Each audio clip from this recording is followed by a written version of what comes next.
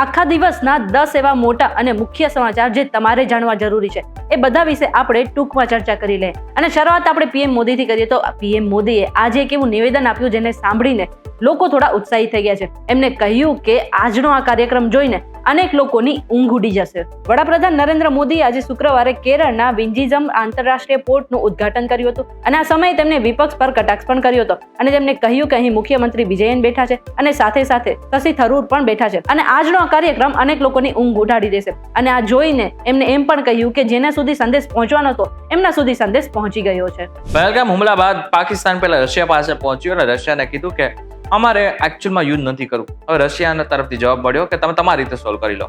હવે રશિયા બાદ પાકિસ્તાન અમેરિકા પાસે પહોંચ્યું છે અને અમેરિકા પાસે આજીજી કરી છે કે એકચ્યુઅલમાં અમે તો યુદ્ધ કરવા જ નથી માંગતા, ભારતને યુદ્ધ કરવું છે. અને એમને એમ પણ કહ્યું કે ભારતને જો કોઈ પણ પ્રકારની તટસ્થ ઇન્વેસ્ટિગેશન કરવી ને તો પણ અમે એમાં સહયોગ આપવા માટે રેડી છે. જો કે વળતો જવાબ એ પણ મળ્યો કે તમારે પણ સહયોગ પૂરેપૂરો કરવો પડશે, એટલે કે પાકિસ્તાન આતંકવાદીને પકડવામાં પૂરેપૂરો સહયોગ કરવો પડશે.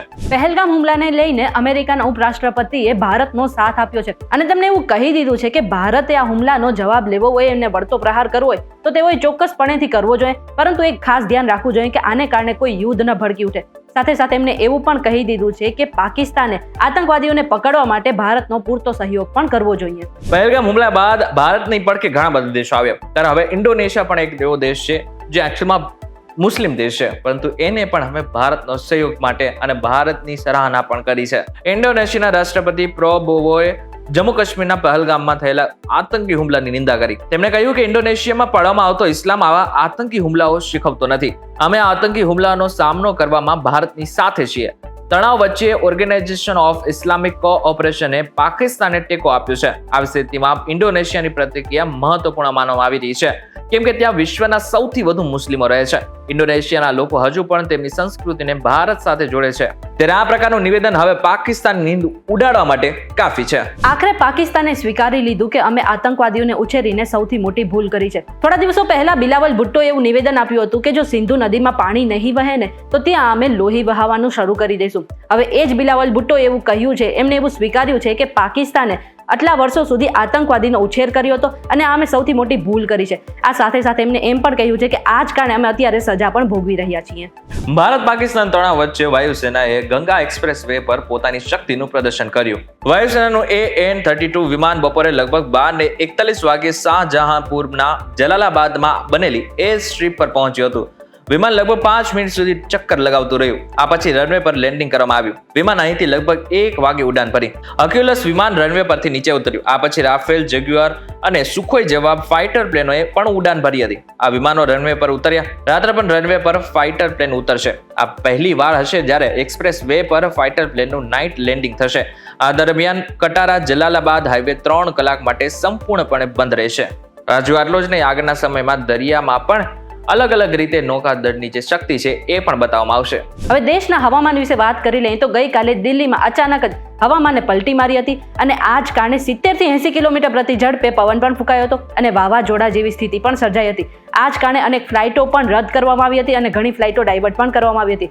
આટલું જ નહીં, વાવાઝોડાને કારણે એક વૃક્ષ ધરાશાયી થયું હતું અને આ કારણે 4 લોકોના મોત પણ થઈ ગયા છે અને હજુ પણ એવું કહેવાઈ રહ્યું છે કે આવનાર સમયમાં થોડો એવો વરસાદ પડી શકે છે. કેદારનાથ ધામના દરવાજા 2 મેથી ખુલી ગયા છે.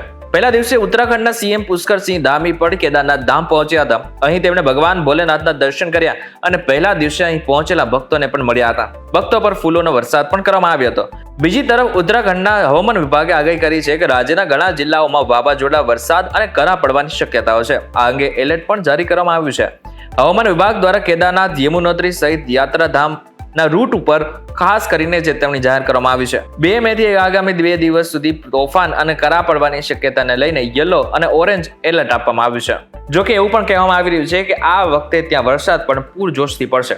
થોડા દિવસ પહેલા એવા સમાચાર આવ્યા હતા કે સુરતમાં એક 13 વર્ષના બાળકને લઈને 23 વર્ષની શિક્ષિકા ભાગી ગઈ હતી. હવે આ કેસમાં એક મોટો ખુલાસો થયો છે કે જે શિક્ષિકા છે એ અત્યારે ગર્ભવતી છે. મેડિકલ તપાસમાં શિક્ષિકાને 5 મહિનાનો ગર્ભ હોવાનું જાણવા મળ્યું છે અને એવું કહેવાય રહ્યું છે કે બંને વચ્ચે છેલ્લા 1 વર્ષથી પ્રેમ સંબંધ હતા. જ્યારે ટ્યુશનમાં આવતા વિદ્યાર્થી સાથે શિક્ષિકાએ પોતાના જ ઘરે શારીરિક સંબંધો બાંધ્યા હોય એવો પણ ખુલાસો થયો છે. અત્યારે પોલીસે બંનેના DNA રિપોર્ટ કરાવીને આગળની કાર્યવાહી હાથે ધરી છે. અમદાવાદમાં જેટલા પણ ગેરકાયદેસર રીતે બાંગ્લાદેશીઓ ઘૂસી રહ્યા છે ને એને લઈને મોટી ચેન મળી છે. સૂત્રોના અહેવાલ મુજબ હવે પોલીસને અને ક્રાઇમ બ્રાન્ચને નેતાઓની સંડોવણી પણ મળી છે.